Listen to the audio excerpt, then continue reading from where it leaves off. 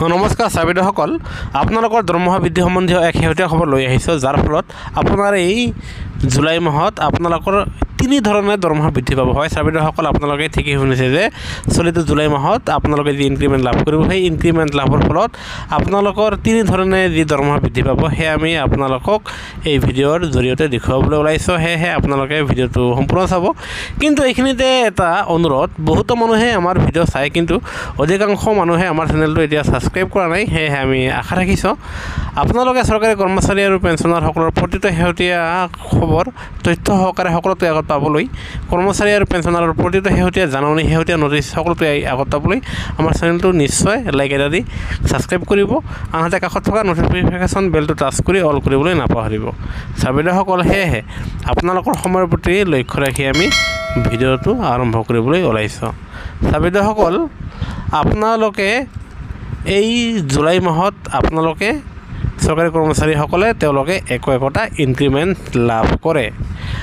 আপোনালোকে যদিহে নতুনকৈ চাকৰিত যোগদান কৰিছে, তেনেহ'লে আপোনাৰ কমচে কম 3 মাহ পাৰ হ'ব লাগিব। যদিহে আপোনাৰ 3 মাহ পাৰ হৈছে, তেনেহ'লে আপুনি এটা ইনক্ৰিমেণ্ট পাব, আৰু এই ইনক্ৰিমেণ্টৰ ফলত আপোনালোকৰ দৰমহা বৃদ্ধি কৰা হ'ব। আৰু সেয়েহে আপোনালোকৰ দৰমহা কেনেকৈ বৃদ্ধি পাব সেয়া জানিবলৈ হ'লে প্ৰথমতে আপোনালোকৰ বেচিক পে কিমান, আৰু সেই বেচিক পে মতেহে আপোনালোকৰ পৰৱৰ্তী 3% আপোনালোকৰ দৰমহা বৃদ্ধি পাব। আৰু সেয়েহে আপোনালোকৰ প্ৰথম যি দৰমহা বৃদ্ধি হ'ব, সেয়া আমি আপোনালোকক ক'বলৈ ওলাইছোঁ।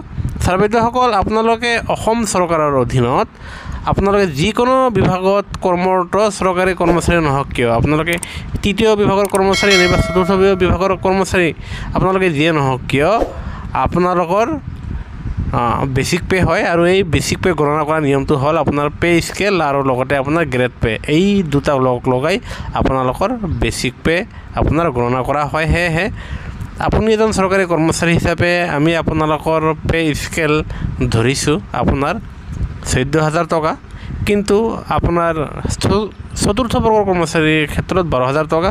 আমি ইয়াত আনুমানিক আপোনাৰ 14,000 টকা এটা ধৰিছোঁ। আনহাতে গ্ৰেড পে ধৰিছোঁ, ইয়াত চাব 7,400 টকা আমি এটা গ্ৰেড পে ধৰিছোঁ।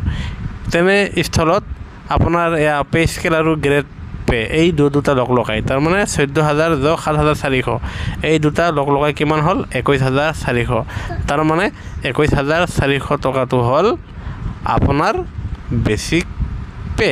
আনহাতে আপুনি যদিহে পুৰণি চৰকাৰী কৰ্মচাৰী, তেনেহ'লে আপোনাৰ প্ৰতি বছৰে আপোনাৰ এই বেচিক পেটো ইনক্ৰিমেণ্টৰ ফলত বাঢ়ি তেনেহ'লে আপোনাৰ বেচিক পে এই 21,400 নহ'ব।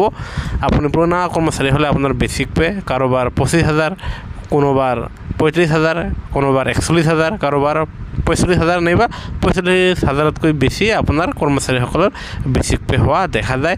এতিয়া সেয়া নিৰ্ধাৰণ কৰিব আপোনাৰ চাকৰিত কিমান বছৰ হৈছে। এতিয়া আমি ক'বলৈ ওলাইছোঁ এই ইনক্ৰিমেণ্টৰ বিষয়ে, আৰু এই ইনক্ৰিমেণ্টটো কি, আৰু ইয়াৰ উত্তৰটো হ'ল যে ইনক্ৰিমেণ্ট হ'ল বেতন বৃদ্ধি। আৰু এই বেতন বৃদ্ধি নিয়মীয়া কৰ্মচাৰীসকলৰ জুলাই মাহত প্ৰত্যেক বছৰে 3% তেওঁলোকৰ বেচিক পেত দৰমহা বাধ্যতামূলকভাৱে সেয়া বৃদ্ধি কৰা দেখা যায়। আৰু এই বেতন বৃদ্ধিৰ উদ্দেশ্য হ'ল কৰ্মচাৰীসকলে যাতে তেওঁলোকে নিজৰ কৰ্তব্যৰ প্ৰতি উৎসাহিত হয়। এতিয়া আমি আপোনালোকক চাওঁ, এই বিভাগীয় জাননীখন দেখুৱাবলৈ ওলাইছোঁ। এয়া চাওক, এয়া ইনক্ৰিমেণ্টৰ জাননী, আৰু য'ত লিখা আছে যে কৰ্মচাৰী এজনৰ বছৰত তেখেতসকলে জুলাই মাহত এয়া চাওক তেওঁলোকে 3% তেওঁলোকৰ দৰমহা বৃদ্ধি কৰা হয়। আৰু আমি আপোনালোকক সেই নটিছ সহকাৰে দেখুৱাইছোঁ। আশা ৰাখিছোঁ আপোনালোকে এয়া ইনক্ৰিমেণ্টৰ বিষয়ে জানিবলৈ যদি সক্ষম হৈছে, ভিডিঅ'টোত নিশ্চয় এটা লাইক দি চেনেলটো ছাবস্ক্ৰাইব কৰি ল'ব। আৰু এতিয়া আমি আপোনালোকক ক'ম যে ইনক্ৰিমেণ্টৰ ফলত আপোনালোকৰ দৰমহা কেনেকৈ বৃদ্ধি কৰা হয়। চাবিদসকল, এই ক্ষেত্ৰত আমি যে ধৰিছোঁ চৰকাৰী কৰ্মচাৰী এজনৰ বেচিক 21,400 টকা, তেনেহ'লে যিহেতু এইবাৰ জুলাই মাহত 3% ইনক্ৰিমেণ্টৰ নামত আপোনালোকৰ দৰমহা বৃদ্ধি হ'ব, তেনেহ'লে আপোনাৰ বেচিক পে যি আছে তাক আমি 3% আমি সেয়া তাক বঢ়াম। আৰু যাৰ ফলত এয়া কিমান হ'ল 642 টকা। আৰু এইবাৰ আপোনালোকে ভালকৈ শুনিবলৈ চেষ্টা কৰিব যে যিহেতু আপোনাৰ বেচিক পে 3% বৃদ্ধিৰ ফলত 642 টকা হ'ল আৰু সেয়া আপোনালোকৰ বেচিক পেৰ সৈতে সেয়া যোগ কৰা হ'ব। আৰু সেয়েহে আপোনাৰ বৰ্তমান বেচিক যি 21,400 টকা আছে তাৰ লগত আপোনাৰ 642 টকা যোগ কৰা হ'ব। আৰু আপোনাৰ এই 642 টকাটো ৰাউণ্ড ফিগাৰত আপোনাৰ 650 টকা ধৰা হ'ব। আৰু তেনেস্থলত আপোনালোকৰ আগতে পুৰণি বেচিক পে আছিল 21,400 টকা, আনহাতে এইবাৰ ইনক্ৰিমেণ্টৰ ফলত এয়া চাওক 650 টকা বৃদ্ধি পালে। তেনেহ'লে 21,400 টকাৰ লগত 650 টকা যোগ কৰিলে কিমান হ'ল 22,050 টকা। তেনেহ'লে আপোনাৰ ইনক্ৰিমেণ্টৰ ফলত আপোনাৰ প্ৰথম বেচিক বৃদ্ধি পালে আৰু সেই বেচিক বৃদ্ধি পোৱাৰ ফলত আপোনালোকৰ প্ৰথমটো দৰমহা আপোনাৰ 650 টকা বাঢ়ি আপোনাৰ নতুন বেচিক হ'ল যিটো হ'ল আপোনাৰ 22,050 টকা। এয়া হ'ল আপোনাৰ প্ৰথম বৃদ্ধি। এতিয়া আমি ক'বলৈ ওলাইছোঁ যে আপোনাৰ দ্বিতীয়টো আপোনাৰ দৰমহা কেনেদৰে বৃদ্ধি পাব। ছাৰ বাইদেউসকল, আপোনালোকৰ এই বেচিক বৃদ্ধি হোৱাৰ লগে লগে ইনক্ৰিমেণ্টৰ ফলত আপোনালোকৰ আন এলাউন্সসমূহ বৃদ্ধি পাব। প্ৰথমতে আমি আপোনালোকক ক'বলৈ ওলাইছোঁ এয়া ঘৰ ভাড়া আপোনালোকৰ বৃদ্ধি পাব, যাক আমি এইচাৰ নাইবা এইচাৰে বুলি কওঁ, তাৰমানে হাউচ ৰেণ্ট এলাউন্স। আৰু যিহেতু ৰাজ্য চৰকাৰৰ অধীনৰ বেছিভাগ কৰ্মচাৰীসকল আপোনাৰ ৰুৰেল এলেকাত থাকে, আপোনাৰ ৰুৰেল এলেকাত থাকিলে 7% ঘৰ ভাড়া লাভ কৰে, আৰবানত থাকিলে আপোনাৰ 8% ঘৰ ভাড়া লাভ কৰে। আনহাতে মেট্ৰ' এলেকাত যদিহে তেখেতসকলে থাকে তেনেহ'লে কৰ্মচাৰীসকলে 10% ঘৰ ভাড়া পোৱা দেখা যায়।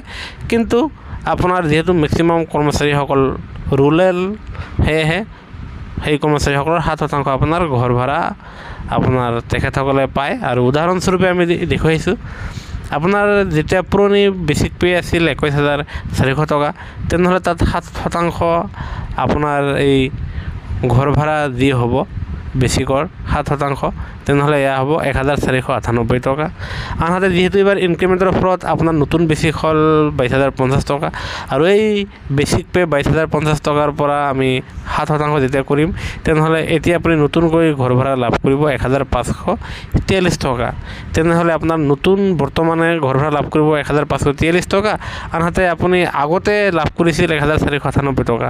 তেনেস্থলত কিমান হ'ল আপোনাৰ 45 টকা আপোনাৰ এইবাৰ ইনক্ৰিমেণ্টৰ ফলত আপোনালোকৰ ঘৰ ভাড়া বৃদ্ধি হোৱা দেখা গ'ল।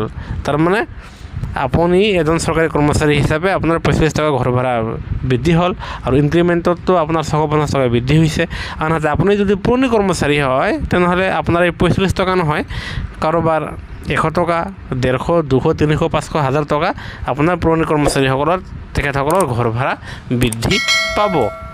আৰু এতিয়া আমি ক'বলৈ ওলাইছোঁ যে 3 নম্বৰে হ'ল আপোনাৰ চৰকাৰী কৰ্মচাৰীসকলে তেখেতসকলে যি আন এলাউন্স লাভ কৰে সেই এলাউন্সসমূহ বৃদ্ধি পাব। আনহাতে আপোনালোকৰ পৰৱৰ্তী যে জুলাই মাহৰ পৰা কাৰ্যকৰী হোৱাকৈ আপোনালোকে আন এটা ডিএ লাভ কৰিব। আপোনালোকৰ ডিএ আৰু ইনক্ৰিমেণ্ট দুটা বেলেগ বস্তু, সেয়া আমি ইয়াৰ আগৰ ভিডিঅ'ত কৈছোঁ। তেনেহ'লে ডিএ বৃদ্ধি হোৱাৰ ফলতো আপোনাৰ 3 নম্বৰে আপোনালোকৰ দৰমহা আকৌ আপোনাৰ বেচিক পেৰ ওপৰত বৃদ্ধি পাব।